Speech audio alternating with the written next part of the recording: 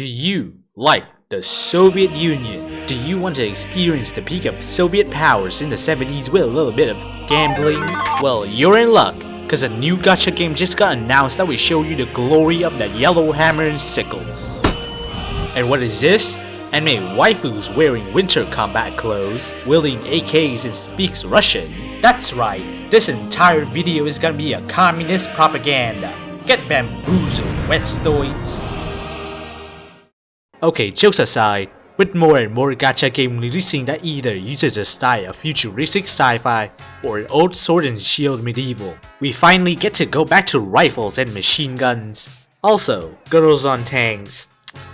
Say no more, peak concept. Speaking of girls, they have ears, has guns, and speaks Russian.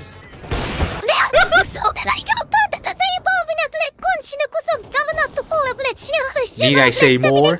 Also, apparently a lot of the names are messed up and sounds really weird to native Russian speakers. I don't speak Russian, so I don't know. But hey, the game is still in development, so there's a lot of time for them to fix this small issue. Speaking of development, you can pre-register for the Chinese version of the game right now, and if enough people sign up, you guys get a really cool blue painted AK. Okay, enough yapping. What's the lore? Sit down, MatPat. Long story short, it's 1969, which is the peak of the space war. Humans managed to land on Nox, which is a planet that supposedly replaced our moon in this timeline. There, we meet the animal ear natives whose technology development is still in the 17th century, hence the cavalry's in the trailer. But hey, they have magic. And what happens when mankind finds a new land? That's right, colonization.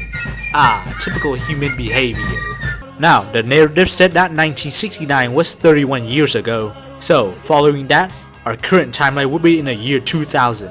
Huh, wonder why they didn't use the year before. Anyways, 5 years before that, the Alliance collapsed back on Earth, which leads to the Covenant. The other superpower collapsing as well due to the lack of common enemy, which leads to war and turmoil on Earth. Now, it is unsure which side is the Soviets or NATO, but if we go by the real-life historical context, we can theorize that the Alliance are probably the Soviets and the Warsaw Pacts. We, the player, are a researcher on Nox called Ego trying to find something that might help Nox whose backing were cut off due to the war on Earth. Yeah, that's all.